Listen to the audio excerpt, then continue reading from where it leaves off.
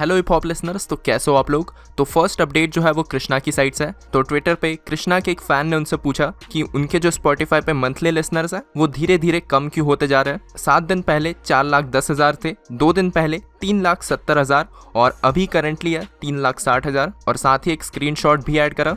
तो कृष्णा ने इसका रिप्लाई करा है, because I haven't released anything for over a month, new releases equals to listeners go up, still averaging about 700k streams a week on Spotify, that's mostly repeat listeners।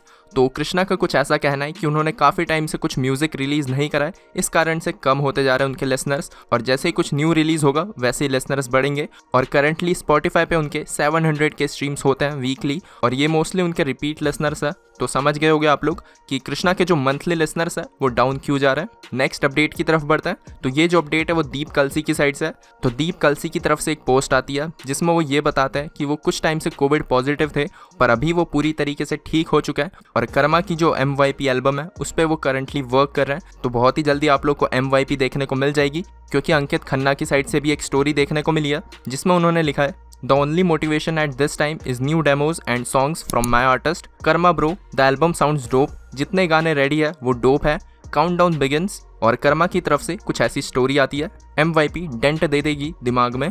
तो अब अगली खबर की तरफ बढ़ते हैं। तो ये जो अपडेट है वो एमिवे बंटाई की साइड से है। तो आज शाम को 5 बजे एमिवे का एक ट्रैक ड्रॉप होने वाला है जिसका नेम है शाय, और इसका म्यूजिक प्रोड्यूस करा है मीम मशीन ने। तो पोस्टर एंड टाइटल देख के तो लग रहा है कि एक रोमांटिक ट्रैक होगा, बाकी जैसा भी होगा नेक्स्ट वीडियो में बात करेंगे। तो अब अगली खबर की तरफ बढ़ते हैं। तो अब मैं बात करने वाला हूँ शेटी सा के बारे में। तो शेटी सा की तरफ से एक रिप्लाई देखने को मिला है जो कि है शान के लिए, और काफ़ी लेट रिप्लाई करा है उन्होंने, पर कुछ ऐसा कहना है उनका। बाकी जो शान ने बोला है मेरे हिसाब से गलत है कि सही है,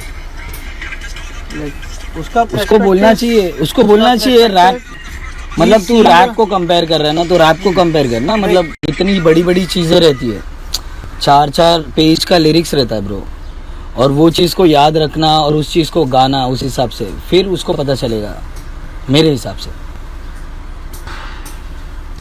उसने पॉसिबली ये सारे देखा नहीं रहेगा कि like how rap invented, like he doesn't know about how rap culture is, समझ रहा है। He is only trying to be a normal Indian person who knows about music which has come to classical music and something.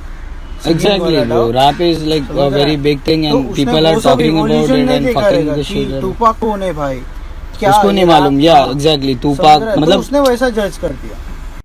तो अब अगली खबर की तरफ बढ़ते हैं। तो ये जो अपडेट है वो रफ्तार की साइड से है।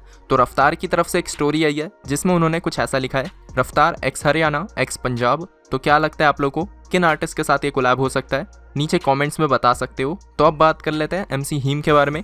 तो MC हीम की तरफ से एक स्टोरी आई है जिसमें उन्होंने लिखा है, there are delays in music because of my health issues, it's been 5 months, I am falling sick again and again, once I will be fit and fine I will complete my pending projects. तो अब बात कर लेते हैं team evolution versus code के बारे में। तो जैसे कि कल मैंने आप लोग को बताया था कि कोड की तरफ से एक एपोलॉजी स्टोरी देखने को मिली है, और वो स्टोरी क्यों आई थी, क्योंकि कोड ने देहरादून सीन के बारे में कुछ कहा था, जिसके बाद से देहरादून के जो कुछ रैपर्स हैं उनको वो चीज़ सही नहीं लगी। तो उन्होंने स्टोरी में काफ़ी कुछ कहा था कोड को, जैसे कि देख सकते हो, कॉल उठाने में जी फट रही है, दिल्ली में आके तेरी 12 बजाऊंगा, कोड मेरे बच्चे आ जाओ जो बचा सकता है इसे। तो इसके बाद से कोड जो है वो लाइव आते हैं अपने इंस्टाग्राम पे और इस चीज़ को क्लियर करते हैं कि किस तरीके से उनको थ्रेट्स आ रहे हैं। इसके अलावा जो उनकी पार्टनर है उनकी पिक्चर्स को मॉर्फिन करा जा रहा है।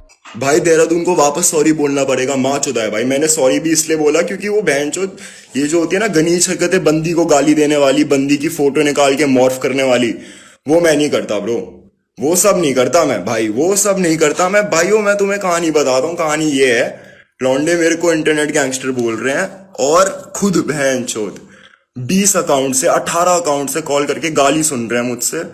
मारने लंड नहीं आ रहा कोई मेरे को, पता नहीं क्यों भाई, मारने कोई नहीं आता। बस सॉरी क्यों बोला था बताओ ना, क्योंकि मेरी बंदी की फोटो मॉर्फ करके मेरी बंदी को गाली दे रहे थे, और बहनचोद गंडवे लोग, ये जो गनीच बहनचोद जो कभी दिखते नहीं है, मेरे को इंटरनेट गैंगस्टर कह रहे हैं। तो इसके बाद से टीम इवोल्यूशन जो है उनकी तरफ से कुछ रिप्लाईज देखने को मिला है। तो पहले मैं आप लोग को वो दिखा देता हूँ, उसके बाद से मैं आप लोग को इसकी पूरी बैक स्टोरी बताऊंगा। तो पहले आप लोग देख सकते हो, अनिकेत ने कुछ ऐसा लिखा है, जब बात खत्म हो गई थी फालतू किसी ने कुछ बोला नहीं तो उछल क्यों रहा है बे, बंदी खुद ही घसीट रहा है, अपनी सिंपैथी ले रहा है, मेंटल इश्यूज है क्या भाई इसे। He took the name of the city, community and culture. अब जब प्रॉब्लम हुई फट गई तो सिंपैथी ले रहा है। कॉल डाले क्या तेरे रूममेट और तेरी, फेक एलिगेशंस लगा रहा है, प्रूफ लेके आओ कि पिक्स मॉफ करी, तेरे ये जितने दोस्त कूद रहे हैं बिना बात के बीच में, ऐसा ना हो ये भी लपेटे जाए। ये तब से बिना बात घर वालों को गाली दे रहा था, किसी ने इसकी बंदी को गाली नहीं दी, ना कोई मॉफ करी पिक्स। डकैत का कुछ ऐसा कहना है, रैपर्स मोदी क्यों बनना चाह रहे हैं, यहाँ बहनों के लिए नरसंहार हो जाता है, हैशटैग टूटनी जरूरी है, ये हमारी माँ बहन को गाली दे तब ठीक, पर जब इनके साथ कर्मा हुआ तो रैपर्स रोने लग गए, भगवान सिंपैथी दे इन्हें, हैशटैग सॉरी ब्रो टूटनी तो है। इसके अलावा टीम इवोल्यूशन के एक और मेंबर है जिनका नेम है उपेन, उनकी तरफ से भी स्टोरी आई है, तो यहाँ पे आप लोग देख सकते हो। MC कोड, हमारा फ़ोन तो उठा लो यार, तुम तो फ़ोन भी नहीं उठा रहे हो, ऊपर से एलिगेशन अलग लगा रहे हो हम पे। हम तुमसे फ़ोन पे बात कर रहे हैं, तुम हमें गले आ रहे हो यार, एलिगेशन लगा रहे हो, सुन ही नहीं रहे हो, ऐसा कैसे चलेगा यार। तुम्हारी बंदी मेरी बहन है यार, राखी बनवाऊंगा मैं उससे, ऐसा कोई सीन नहीं है। हमारा hip hop man to man होता है, मेरी जो बात हुई है तेरे से हुई है, and I talk to you face to face. As far as बंदी वाला scene is concern, she is my sister bro, this is hip hop. हम दूसरे को डिसरिस्पेक्ट नहीं करते, we rise by lifting each other. कभी देहरादून आओ, आपको अपना कबीला दिखाते हैं, that's how we do hip hop bro. Take care man, stay blessed. जहाँ तक की बंदी की इमेज मॉर्फ की बात है, तो मैंने कल भी तेरे रूममेट को बोला था ब्रो कि जो ऐसी हरकतें कर रहा है उसकी आईडी मुझसे शेयर कर, I deal with him personally, क्योंकि यार we don't bring women in, we are man, we fight like man, and I hope you do the same to bro. Rest, full power for hip hop man.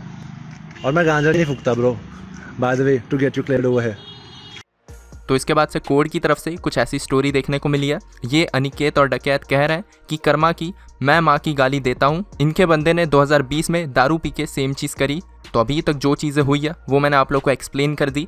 अब थोड़ा पीछे जाता है, तो main point ये है कि कोड ने देहरादून सीन के बारे में क्यों बोला था। तो कोड की तरफ से कुछ स्टोरीज आई है जिसमें उनका ये कहना है कि 2020 में उपेन और सीक्वेंस जो कि टीम इवोल्यूशन के ही है, वो कोड को 3 बजे रात को प्रैंक कॉल करता है और गाली देता है और ये कहता है कि सॉरी हम प्रैंक कर रहे थे, हमने तुझे सीन के बारे में बात करने के लिए कॉल किया था, सॉरी प्रैंक कर दिया। तो ये जो प्रैंक कॉल वाली चीज़ है ये कोड खुद भी करते थे उनके लिसनर्स के साथ, मींस मजाक में, ऐसा उनका कहना है।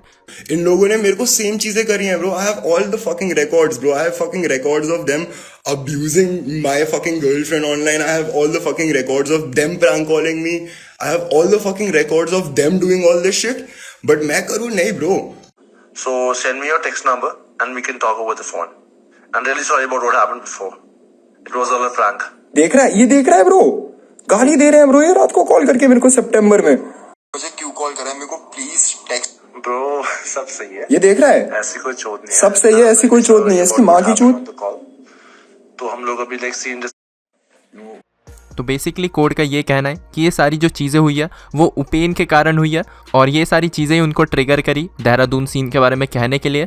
तो ये चीज़ें भी मैंने आप लोग को काफ़ी शॉर्ट में समझाई है, आप लोग ये वीडियो पॉज करके स्टोरीज पढ़ सकते हो जो कि कोड ने डाली है। और उपेन की साइड से अभी कोई रिप्लाई देखने को नहीं मिला इस चीज़ के ऊपर, जैसे ही कुछ आता है मैं आप लोग को बता दूंगा। और आप लोग का क्या ओपिनियन है इस चीज़ के ऊपर नीचे कमेंट्स में बता सकते हो। तो इसी के साथ मिलता हूँ आप लोग को अब नेक्स्ट वीडियो में, तब तक के लिए बाय बाय।